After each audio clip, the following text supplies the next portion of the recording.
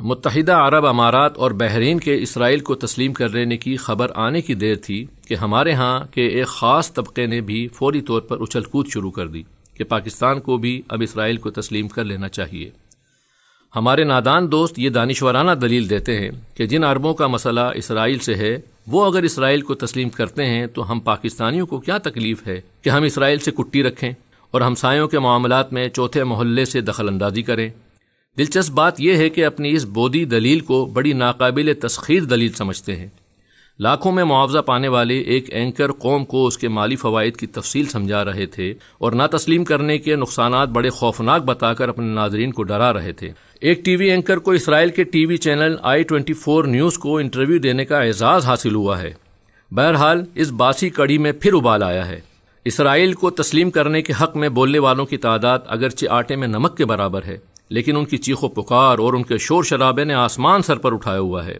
ہماری رائے میں پاکستان کو کیوں اسرائیل کو تسلیم نہیں کرنا چاہیے؟ اسے سیاسی اور مذہبی زاویے سے الگ الگ دیکھنے کی ضرورت ہے۔ قائد اعظم محمد علی جناح رحمۃ اللہ علیہ بانی پاکستان اور بابا قوم تھے اور پاکستان کے واحد سیاستدان تھے جو غیر متنازع تھے۔ انہوں نے اسرائیل کے قیام پر تبصرہ کرتے ہوئے فرمایا تھا، اسرائیل مغرب کا ناجائز بچہ ہے۔ اسرائیل کے قیام سے کئی سال پہلے انہوں نے یہ بھی فرمایا تھا کہ جب تک ایک بھی مسلمان مرد اور عورت زندہ ہے، اسرائیل کے وجود کا کوئی جواز قابل قبول نہیں۔ پاکستان کے پہلے وزیر اعظم لیاقت علی خان جو قائد اعظم کے دست راست تھے، وہ بحیثیت وزیر اعظم پہلے سرکاری دورے پر امریکہ گئے۔ وہاں یہودیوں نے انہیں ہاتھوں ہاتھ لیا۔ ان کے اعزاز میں ایک شاندار ضیافت کا انتظام کیا گیا۔ اس میں میزبان نے تقریر کرتے ہوئے کہا کہ اگر پاکستان اسرائیل سے تعلقات پیدا کر لے تو پاکستان کو ناقابل یقین مالی فوائد پہنچائے جائیں گے، یعنی پاکستان دن دگنی اور رات چوگنی ترقی کرے گا۔ لیاقت علی خان نے جوابی تقریر میں کہا، gentlemen our souls are not for sale. یہ ٹکسا جواب تھا، یہ مسکت یعنی منہ توڑ جواب تھا، لہٰذا یہودیوں کا طویل عرصے تک منہ بند رہا۔ 1967 میں جب اسرائیل نے مشرق وسطیٰ کی جنگ جیتی تو اس کا جشن پیرس میں منایا گیا۔ وہاں سابق اسرائیلی وزیر اعظم بن گوریان نے تقریر کرتے ہوئے کہا، یہ عرب ہرگز ہمارے مقابل نہیں آ سکتے، ان کی کوئی حیثیت نہیں، ہمارا اصل دشمن اور حریف پاکستان ہے جس سے ہمیں نمٹنے کے لیے تیاری کرنا ہوگی۔ انہوں نے کہا کہ پاکستان ہمارا نظریاتی حریف ہے، ہم دونوں نظریاتی ممالک ہیں، اگرچہ ہماری رائے میں اسرائیل نظریاتی نہیں نسلی ملک ہے۔ یاد رہے اس وقت پاکستان ابھی ایٹمی قوت بھی نہیں بنا تھا، لیکن یہودیوں کی تیز نگاہوں نے بھانپ لیا تھا کہ ان سے ٹکرانے کی کون صلاحیت رکھتا ہے۔ جملہ معترضہ کے طور پر یہ بھی عرض کر دینا مناسب ہوگا کہ عرب اسرائیل جنگ میں پاکستان کی فضائیہ میدان میں اتری تھی اور اللہ کے فضل و کرم سے پاکستانی فضائیہ نے 100% نتیجہ دیا تھا، یعنی جتنے اسرائیلی جنگی طیاروں کا پاکستان سے مقابلہ ہوا ان سب کو مار گرایا تھا۔ پھر کیا اہل پاکستان بھول گئے ہیں کہ اسرائیل نے بھارت کی مدد سے کہوٹا پر حملہ کرنے کی متعدد بار کوشش کی تھی؟ اس کا اعتراف پاکستان کے سابق وزیر خارجہ خورشید محمود قصوری عوامی سطح پر کر چکے ہیں۔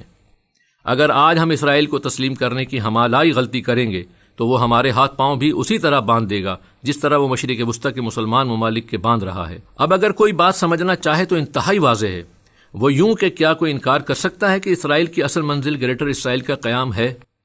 اور یہ بات اس نے اپنی پارلیمنٹ کی پیشانی پر کندہ کی ہوئی ہے۔ اسرائیل تیری سرحدیں نیل سے فرات تک، بلکہ وہ تو مدینہ منورہ کو بھی اس میں شامل کرتا ہے۔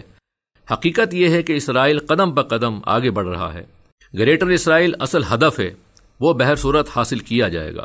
اب آ جائیے کہ مذہبی نقطۂ نظر سے اسرائیل کو تسلیم کر لینے میں کیا رکاوٹ ہے۔ اللہ تعالیٰ کی آخری اور حتمی کتاب قرآن پاک آغاز ہی میں یہودیوں کو مغضوب اور گمراہ قرار دیتی ہے۔ ہر مسلمان اپنی نماز کی ہر رکعت میں سورہ فاتحہ پڑھتا ہے، اس کے بغیر نماز نہیں ہوتی۔ گویا وہ اللہ تعالیٰ کا یہودیوں کے بارے میں یہ فتویٰ بار بار دہراتا ہے۔ یقیناً ایک وقت تھا جب یہودی ایک مسلمان قوم تھی۔ اللہ تعالیٰ نے اپنی اس قوم پر بڑی عنایات کی۔ اللہ رب العزت نے موسیٰ علیہ السلام کو جو معجزات عطا کیے تھے اس کے تمام تر فوائد بنی اسرائیل کو پہنچے۔ انہیں فرعون کی غلامی سے نجات دلائی۔ دریا میں پانی کی دیواریں کھڑی کر کے اللہ نے ان کے لیے راستہ بنایا۔ ان کے لیے من و سلوہ اترا۔ عصا کی ضرب سے ان کے ہر قبیلے کے لیے پہاڑ سے چشمے جاری ہو گئے۔ انہیں دھوپ کی شدت سے بچانے کے لیے بادل ان کے سروں پر چلتے رہے، لیکن وہ ہمیشہ بد عہد قوم ثابت ہوئی۔ کبھی بچھڑے کو پوجنا شروع کر دیتی اور نت نئے مطالبات کرتی جو اکثر پورے کر دیے جاتے، لیکن انہوں نے وقت آنے پر حضرت موسیٰ علیہ السلام کے حکم پر جہاد کرنے سے انکار کر دیا۔ پھر انہوں نے انبیاء کو قتل کیا، لہٰذا وہ بحیثیت امت معزول کر دیے گئے۔ پھر جب نبی آخر الزماں صلی اللہ علیہ وسلم مبعوث ہوئے تو آپ صلی اللہ علیہ وسلم کی مخالفت جتنی شدت سے یہودیوں نے کی اتنی اہل کتاب میں سے کسی اور نے نہ کی۔ لہذا قرآن پاک کی سورۃ المائدہ کی آیت نمبر 82 میں اللہ تعالیٰ فرماتا ہے، تم دیکھو گے کہ مومنوں کے ساتھ سب سے زیادہ دشمنی کرنے والے یہودی اور مشرک ہیں، اور دوستی کے لحاظ سے مومنوں سے قریب تر ان لوگوں کو پاؤ گے جو کہتے ہیں کہ ہم نصارہ ہیں۔ یہ اس لیے کہ ان میں عالم بھی ہیں اور مشائخ بھی، اور وہ تکبر نہیں کرتے۔ مسلمانوں نے یہودیوں کو بدعہدی کی بنیاد پر پہلے مدینہ اور اس کے انواع و اطراف سے نکالا اور بعد ازاں خیبر سے انہیں نکالا گیا۔ عیسائیوں نے جب بیت المقدس حضرت عمر رضی اللہ عنہ کی وساطت سے مسلمانوں کے حوالے کیا تو یہ شرط رکھنا چاہیے کہ وہ کبھی یہودیوں کے یہاں آنے کی اجازت نہ دیں گے، تو حضرت عمر رضی اللہ عنہ نے اس شرط کو تھوڑا سا نرم کر کے قبول کر لیا کہ یہودی یروشلم کو وزٹ تو کر لیا کریں لیکن وہ کبھی یہاں آباد نہیں ہوں گے۔ مسلمانان پاکستان کو یہ بھی یاد رکھنا ہوگا کہ 3 مقدس ترین مقامات صرف وقت کے مسلمانوں کے لیے ہیں، مکہ، مدینہ اور بیت المقدس۔ یہاں اللہ کے کسی دشمن کا قبضہ مسلمان کسی صورت میں قبول نہیں کریں گے۔ تاریخ میں بیت المقدس پر جب بھی غیروں کا قبضہ ہوا، مسلمان اس قبضے کو چھڑانے کی کوشش کرتے رہے۔ اب اگر پاکستان اسرائیل کو تسلیم کرتا ہے تو ظاہر ہے بیت المقدس پر اس کے قبضے کو بھی تسلیم کرنا پڑے گا۔ اہم ترین بات یہ ہے کہ احادیث سے یہ بات ثابت ہوتی ہے کہ دجال اسرائیل کو اپنا ہیڈ کوارٹر یا مرکز بنائے گا، وہیں سے وہ لوگوں کو جنت اور دوزخ دے رہا ہوگا، یعنی اپنے ماننے والوں پر نوازشیں کر رہا ہوگا اور حقیقی مسلمانوں پر بدترین ظلم و ستم ڈھا رہا ہوگا۔ آخری زمانے میں جو جنگیں ہوں گی اس میں حضرت عیسیٰ علیہ السلام کے ہاتھوں جہنم واصل ہوگا، تب وہ لد سے فرار ہونے کی کوشش کرے گا۔ یہ وہ جگہ ہے جہاں اسرائیل نے ایک ایئرپورٹ بنا دیا ہوا ہے۔ کیا ہم اسے تسلیم کر لیں جس سے تا قیامت ہماری موجودہ اور آنے والی نسلوں سے جنگ طے ہے؟